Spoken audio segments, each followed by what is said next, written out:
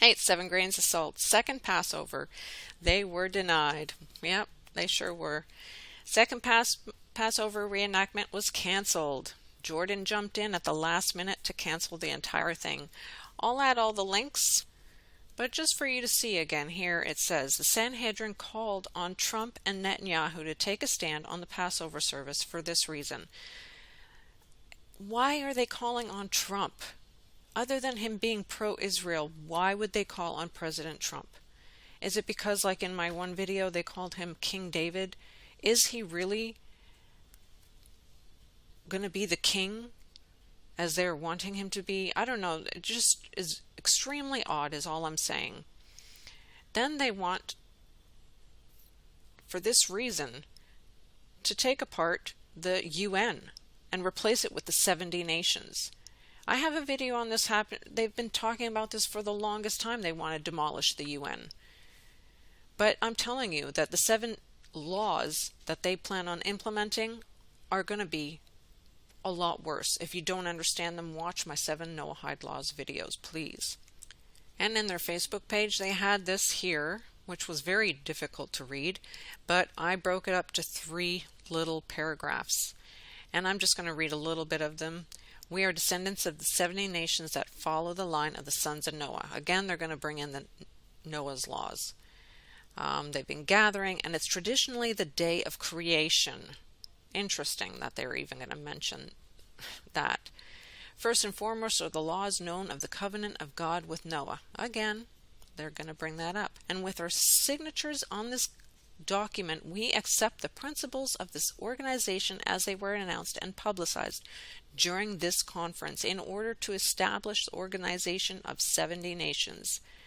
So everybody, just like Nikki Haley, who got her own coin, is fully aware and is involved and united with the 7 Noahide laws, as is also Donald Trump. And if you don't see this, you better start opening your eyes. I have many videos on Trump and even the coins.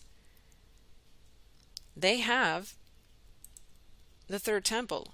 Currently, it is underground. All they need to do is build this on top of the ground. They're still waiting on King Jordan to either give them the okay, which he says he will never do, or they'll probably end up killing him or something else, or forcing somehow the hand of the UN, or taking over the UN. They want to defund the UN and replace it with the 70 nations. That is what they said, clear as day. Defund the UN and replace it with the 70 Nations Organization, Jerusalem, Israel. Oh boy. And then they start saying that this is the new world order that the UN is pressing. Well, we agree that that is happening right now as we speak, but in order for it to be put in the hands of Israel and the 7 laws, it's going to be so much worse. And that is the New World Order. And in their last post today, they have the dividing of the land of Israel. EU threatens punitive measures over Israel annexation plans. When you go further into this article, reading it, interestingly enough, they bring up the 33 again.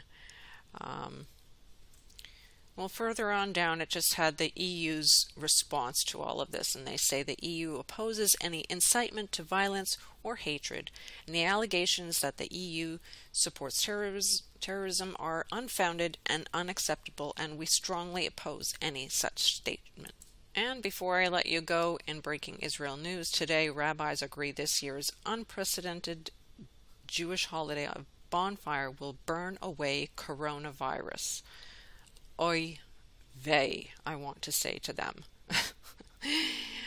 Let's just scroll down just really quickly. Celebrated in Corona style in isolated homes, yes, but here's where it gets interesting.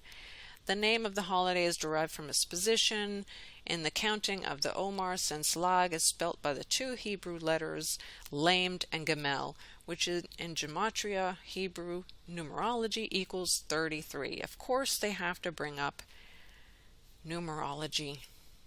Oh boy. So one more thing in here, holiday that ends plagues. When you scroll down, they talk about the plagues in every 100 years. The holiday of fire and water. The main way we normally celebrate the holiday today is major celebration marked with huge fires and huge gatherings. This is the day of Rabbi Shimon bar Yochai. I know I pronounced that incorrectly, I'm so sorry. Completed this revelation in the inner aspects of the Torah. This was so powerful that the celebration, the fire, burned for 2,000 years. Yeah, the fire of the day was powerful enough to stop the plague in the day of Rabbi Akiva, and is certainly strong enough to stop the plague today. Normally this power is represented by fire, which is external, burning everything and making it smaller. Unbelievable that they believe more in a fire than in God. But they don't believe in Christ, so these are their Kabbalah ways. But both fire and water are essential aspects of healing. The world has been experiencing unprecedented expansion and connection, and in an equally unprecedented manner, this pandemic gave us an opportunity to contract, to disconnect, to internalize. The Sifat Kabbalah Center overlooks the shrine of Rabbi Shimon bar, I'm going to say it wrong anyway. So that's all Kabbalah. That's all I'm saying. So in closing, I'll just end and say that you really need to understand the truth in His Word. Read Romans, Galatians, so many verses that speak of there's no separation between Jew and Gentile. We are one, and we are one in Christ, and Christians are the new Israel. If you don't understand that yet, I have some links in the 7 Noahide videos or in my Jan Markel and the Zionism. So please understand that this is something even that me and my family, we have had and understood for years, until most recently coming out of the whole Zionism lie. So get to know the truth. That's all I'm saying. All right, more to come maybe tomorrow. God bless, take care, and have a great day, guys.